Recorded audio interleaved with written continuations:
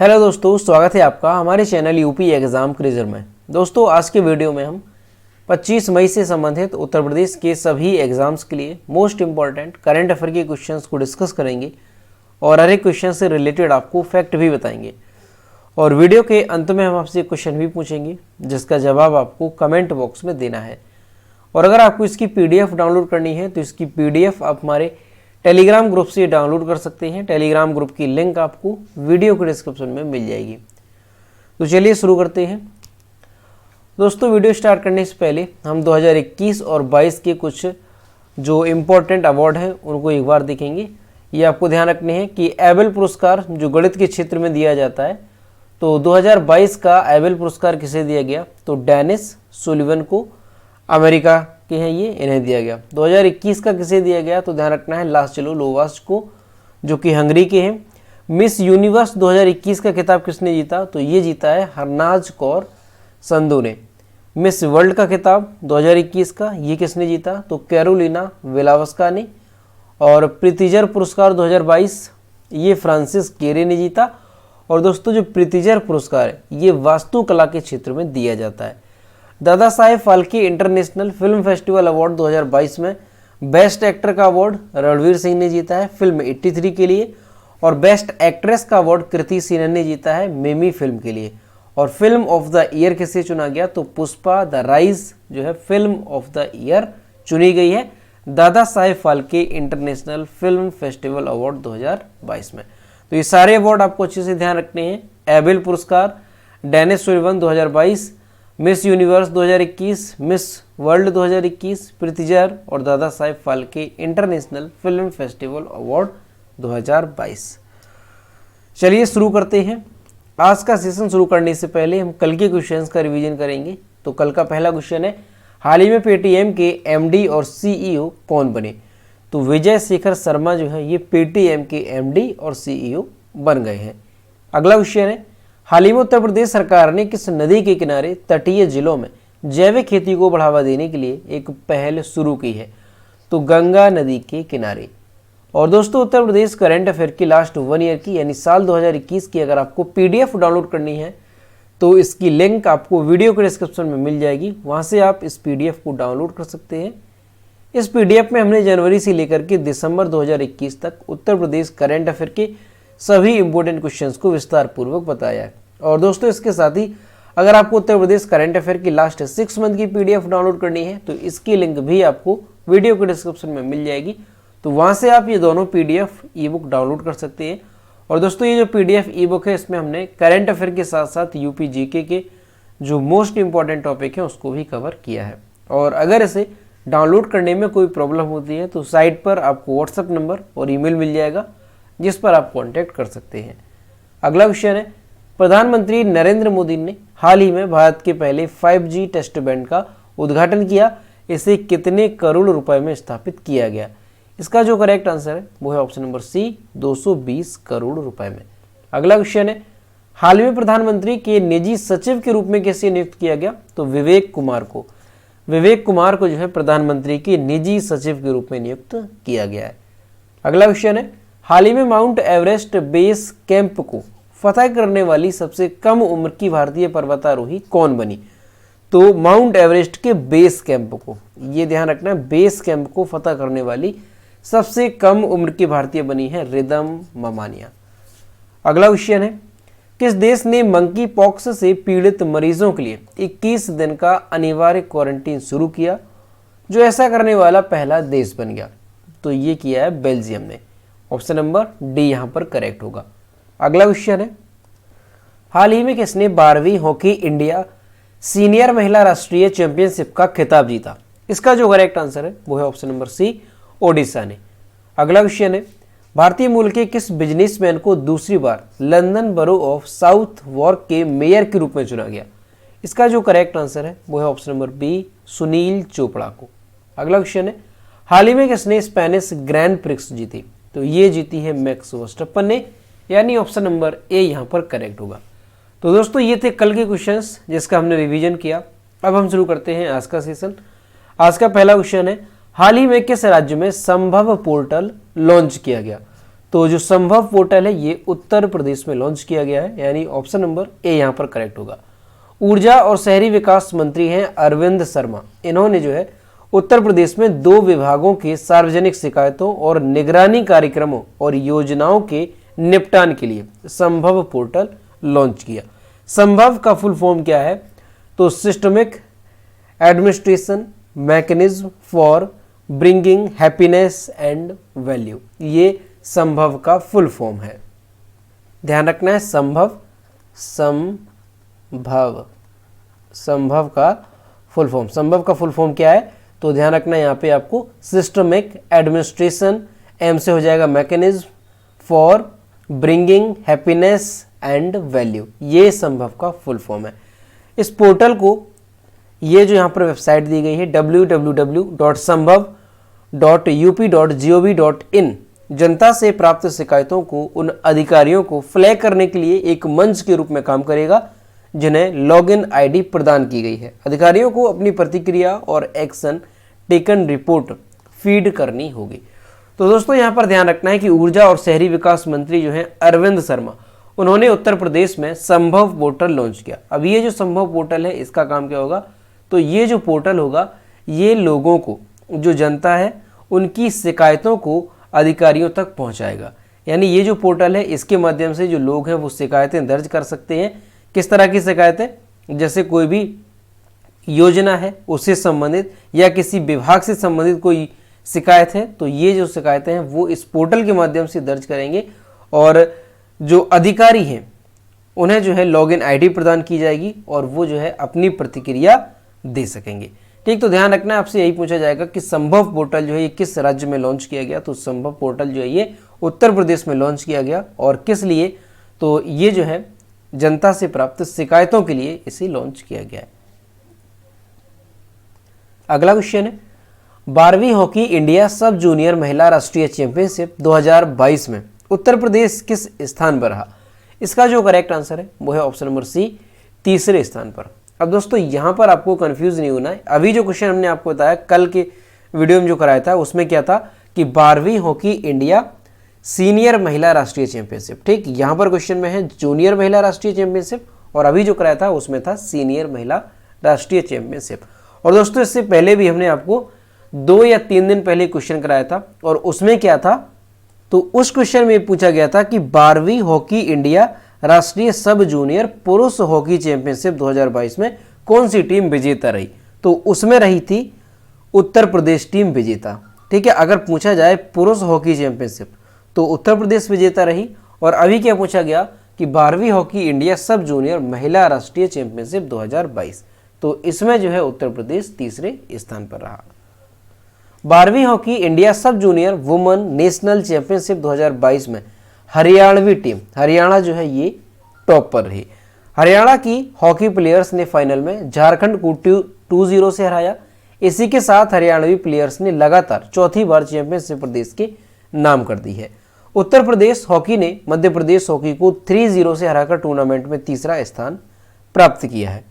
ये जो प्रतियोगिता है ये कब से कब तक आयोजित की गई थी? तो 11 से 22 मई 2022 तक इम्फाल मणिपुर में ये आयोजित की गई थी, जिसमें 25 टीमों ने भाग लिया था।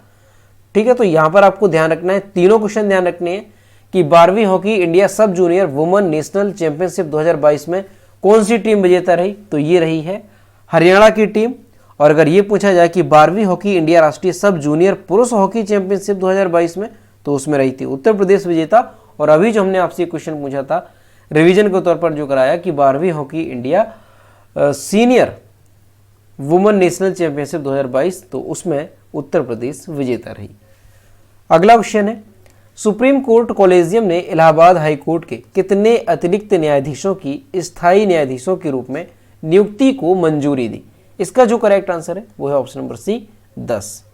सुप्रीम कोर्ट कॉलेजियम ने इलाहाबाद हाई कोर्ट के 10 अतिरिक्त न्यायाधीशों की स्थायी न्यायाधीशों के रूप में नियुक्ति को मंजूरी दी है।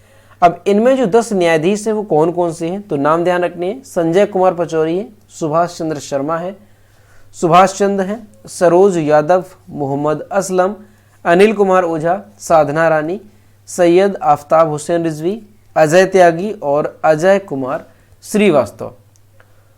तो ये 10 अतिरिक्त न्यायाधीश हैं जिन्हें जो है स्थायी न्यायाधीश के रूप में नियुक्ति को मंजूरी दी गई है। और जो सुभाष चंद्र हैं ये अभी झारखंड हाईकोर्ट में तबादले पर कार्यरत हैं। तो ध्यान रखना है कि इलाहाबाद हाईकोर्ट के 10 अतिरिक्त न्यायाधीश हैं जिन्हें स्थायी न्यायाधीशों की नियुक्ति के रूप में मंजूरी दी गई है सुप्रीम कोर्ट की ओर से। दोस्तों, इलाहाबाद हाईकोर्ट की अगर बात की जाए तो इलाहाबाद हाईकोर्ट की जो स्थापना है वो कब हुई है, तो ध्यान रखना है आपको इलाहाबाद हाईकोर्ट की स्थापना जो है 17 मार्च 1866 को हुई है। कहाँ पर? आगरा में। 17 मार्च 1866 को ये आगरा में हुई है इसकी स्थापना। और इसे जो है फिर 1869 में, कब? 1869 में स्थापित कहाँ पर कर दिया गया? प्रयागराज में, यानी इलाहाबाद में। ठीक, प्रयागराज में जो है स्थापित कर दिया गया। दोस्तों, इलाहाबाद हाईकोर्ट के जो वर्तमान में जो मुख्य न्यायाधीश है वो कौन है? तो राजेश बिंदल जो है ये वर्तमान में इलाहाबाद हाईकोर्ट के मुख्य न्यायाधीश हैं। अगला क्वेश्चन है, हाल ही में जारी विश्व आर्थिक मंच की travel and tourism development index के अनुसार कौन सा देश शीर्ष स्थान पर रहा? इसका जो करेक्ट आंसर है वो है ऑप्शन नंबर बी, जापान। ठीक, ध्यान रखना है यहाँ पर कौन सी रिपोर्ट है? Travel and tourism development index. विश्व आर्थिक मंच का travel and tourism development index जारी किया गया। इस रिपोर्ट में जो है 17 देशों को शामिल किया गया था।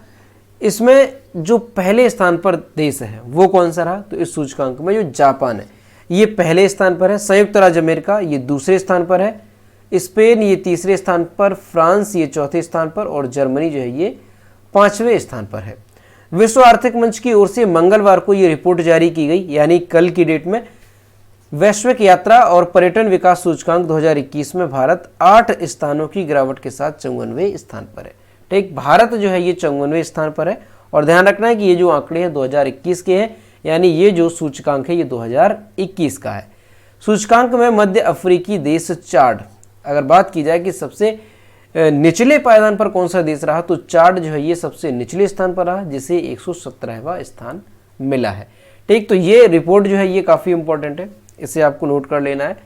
इसे मोस्ट इम्पॉर्टेंट में रखना है आपको कि विश्व आर्थिक मंच की जो travel and tourism development index है इसमें जो है भारत किस स्थान पर रहा, तो भारत 54वें स्थान पर रहा। पहले स्थान पर कौन सा देश है, तो जापान इसमें शीर्ष स्थान पर है। और कितने देशों को इसमें शामिल किया गया, तो ध्यान रखना है 117 देशों को इसमें शामिल किया गया है। अब दोस्तों, अगर पड़ोसी देशों की बात की जाए कि पड़ोसी देशों की इसमें क्या रैंक रही, तो चीन की अगर बात की जाए, यहाँ पर देख लेंगे चीन की अगर बात की जाए तो चीन 12वें स्थान पर है, जो कि भारत से आगे है। वहीं अगर श्रीलंका की बात की जाए, श्रीलंका की अगर बात की जाए तो श्रीलंका जो है इसमें 74वें स्थान पर है।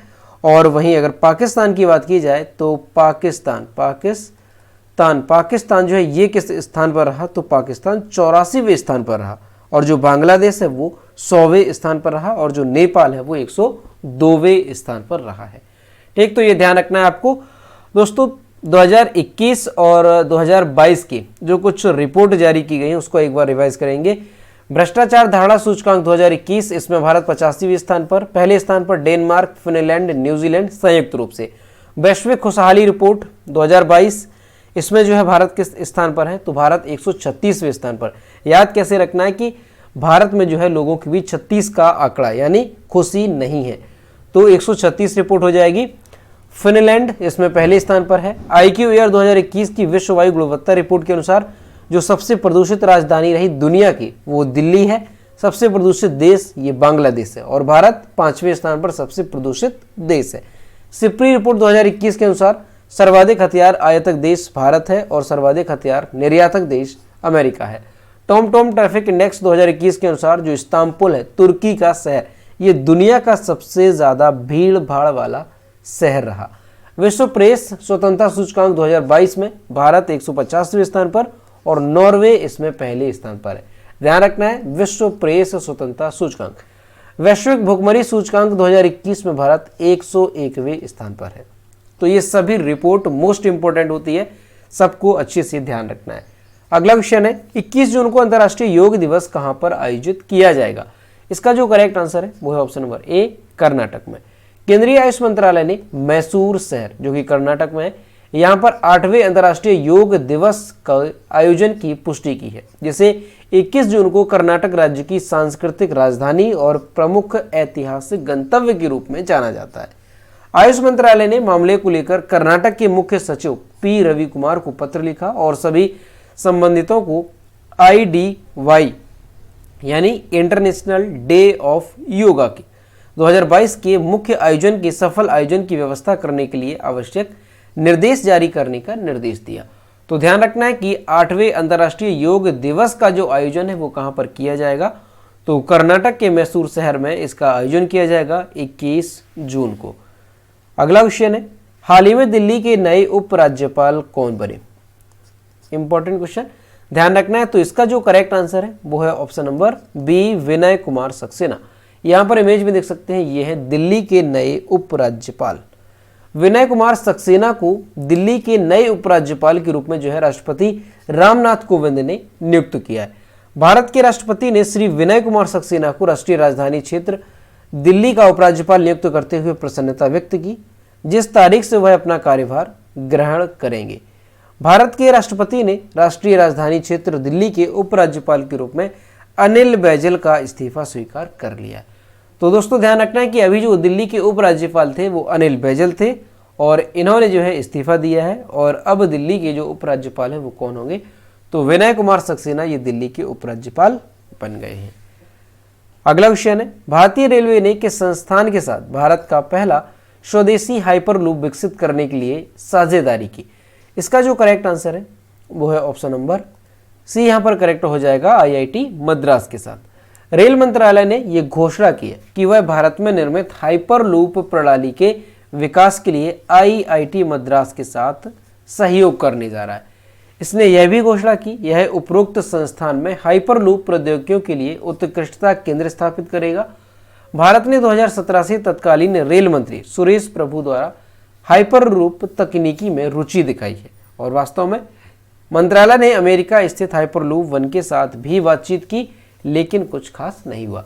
तो यहां से क्या ध्यान रखना है कि भारत में जो है निर्मित हाइपरलूप प्रणाली के विकास के लिए रेल मंत्रालय ने किसके साथ सहयोग की घोषणा की है?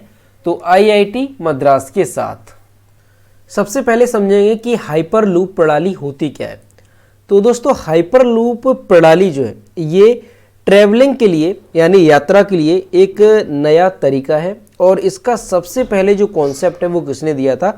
तो ये दिया था एलन मस्क ने। अब दोस्तों इसमें क्या होता है हाइपरलूप प्रणाली में, इसमें जो है एक कैप्सूल आकार का एक छोटी सी ट्रेन कह सकते हैं, कैप्सूल आकार की होती है जो कि बेहद तेज गति से चलती है। इसकी स्पीड जो है वो इतनी तेज होती है 1000 से लेकर के 1300 किलोमीटर प्रति घंटा की स्पीड से ये दौड़ सकती है, यानी वायुयान की तरह, पूरी वायुयान की तरह जो है इसकी स्पीड होती है। और दोस्तों इसके जरिए जो है माल ढुलाई भी की जा सकती है, इसके अलावा लोगों को यात्रा भी कराई जा सकती है। अब इसमें क्या होता है ये तो आपको पता है कि ये एक लूप के जरिए, लूप क्या कहते हैं? लूप यानी कि एक छोटा सा कैप्सूल आकार का ट्रेन होगी, ठीक है। तो उसी के आकार की एक ये ट्रेन सी होती है जिसके माध्यम से यात्रा कराई जाती है, जिसकी गति जो है बहुत ही तेज होती है। और दोस्तों ये जो कैप्सूल आकार की ट्रेन होती है ये जो है सुरंग के माध्यम से, जहाँ पर कम दबाव होता है वहाँ पर जो है यात्रा करती है, यानी सुरंग के माध्यम से जो है ये हाइपरलूप प्रणाली की जो ट्रेन होती है वो यात्रा करती है। तो अब आपको यहाँ पर समझ में आ गया होगा कि हाइपरलूप प्रणाली क्या है। तो हाइपरलूप प्रणाली जो है ये क्या है? ये हाई स्पीड ट्रांसपोर्टेशन की एक अवधारणा है, तेज गति से चलने वाली, जिसका जो ये हाइपरलूप प्रणाली होती है जिसके जरिए जो कैप्सूल आकार की ट्रेन होती है वो एक सुरंग के माध्यम से यात्रा करती है, जिसकी स्पीड जो है वो वायुयान की तरह होती है, यानी 1000 से 1300 किलोमीटर प्रति घंटे की इसमें रफ्तार होती है। ठीक, तो ये आपको समझ में आ गया होगा। तो रेल मंत्रालय ने IIT मद्रास के साथ ये सहयोग की घोषणा की है कि भारत में भी हाइपरलूप प्रणाली विकसित किया जाएगा। अगला क्वेश्चन है, हाल ही में किसने नॉर्थ ईस्ट रिसर्च कॉन्क्लेव 2022 का उद्घाटन किया? इसका जो करेक्ट आंसर है वो है option number A, Dharmendra Pradhan ने। केंद्रीय शिक्षा और कौशल विकास मंत्री श्री धर्मेंद्र प्रधान ने IIT गुवाहाटी में नॉर्थ ईस्ट रिसर्च कॉन्क्लेव का शुभारंभ किया। अपनी टिप्पणी में श्री प्रधान ने कहा कि सम्मेलन उद्योग, शिक्षाविदों और नीति निर्माताओं के बीच संबंधों को बढ़ाएगा, साथ ही संसाधन संपन्न पूर्वोत्तर क्षेत्र के राज्यों और देश में अनुसंधान, स्टार्टअप और उद्यमशीलता पारिस्थितिकी तंत्र को फिर से सक्रिय करेगा। तो दोस्तों ध्यान रखना है कि हाल ही में जो केंद्रीय शिक्षा और कौशल विकास मंत्री है श्री धर्मेंद्र प्रधान, इन्होंने IIT गुवाहाटी में नॉर्थ ईस्ट रिसर्च कॉन्क्लेव 2022 का शुभारंभ किया है। अगला क्वेश्चन है, विश्व कछुआ दिवस कब मनाया जाता है? तो विश्व कछुआ दिवस जो है ये हर साल 23 मई को मनाया जाता है। एक गैर लाभकारी संगठन है अमेरिकी कछुआ बचाओ, इसके द्वारा हर साल 23 मई को विश्व कछुआ दिवस मनाया जाता है। ये जो दिवस है इसका उद्देश्य क्या है? तो दुनिया भर में कछुआ और उनके लुप्त हो रहे आवासों की रक्षा के लिए लोगों में जागरूकता बढ़ाना इसका उद्देश्य है। कछुआ पृथ्वी के पारिस्थितिक डिजाइन में महत्वपूर्ण भूमिका निभाते हैं। ये सरीसृप दुनिया भर में विविध आवासों की एक श्रृंखला में जीवित रहने और पनपने के लिए जाने जाते हैं। इस वर्ष कछुआ दिवस की थीम क्या है? तो सेलिब्रेट, यानी सभी कछुओं से प्यार करने और बचाने के लिए पूछता है। तो ध्यान रखना है आपको, विश्व कछुआ दिवस जो है ये कब मनाया जाता है? तो 23 मई को विश्व कछुआ दिवस मनाया जाता है। और 2022 की थीम क्या रही? तो ध्यान रखना है सेलिब्रेट 2022 की थीम रही। अगला क्वेश्चन है, भारत ने प्रमुख क्षेत्रों में निवेश को बढ़ावा देने के लिए किस देश के साथ निवेश प्रोत्साहन समझौते पर हस्ताक्षर किए? इसका जो करेक्ट आंसर है वो है ऑप्शन नंबर डी, अमेरिका के साथ। भारत और अमेरिका ने एक निवेश प्रोत्साहन समझौते पर हस्ताक्षर किए। इस समझौते से देश के प्रमुख क्षेत्रों में अमेरिकी निवेश को बढ़ावा मिलेगा। इस समझौते से DFC को भारत में निजी क्षेत्र की अगुवाई वाली महत्वपूर्ण क्षेत्रों की परियोजनाओं, मसलन अक्षय ऊर्जा हो गई, कृषि हो गई, स्वास्थ्य सेवा और SME वित्त पोषण में निवेश का विस्तार करने में मदद मिलेगी। तो ध्यान रखना है कि भारत ने हाल ही में अमेरिका के साथ जो है निवेश प्रोत्साहन समझौते पर हस्ताक्षर किए। दोस्तों अमेरिका से ध्यान रखना है, अमेरिका की कैपिटल वॉशिंगटन DC, अमेरिका के जो प्रेसिडेंट हैं वो कौन है? तो जो बाइडेन, और अमेरिका की जो वाइस प्रेसिडेंट है वो कौन है? तो कमला हैरिस, जो कि भारतीय मूल की है। तो दोस्तों ये थे 25 मई से संबंधित उत्तर प्रदेश के सभी एग्जाम्स के लिए मोस्ट इंपॉर्टेंट करंट अफेयर के क्वेश्चन जो कि हमने डिस्कस किया। हम देखते हैं कल के वीडियो को क्वेश्चन जो हमने आपसे पूछा था।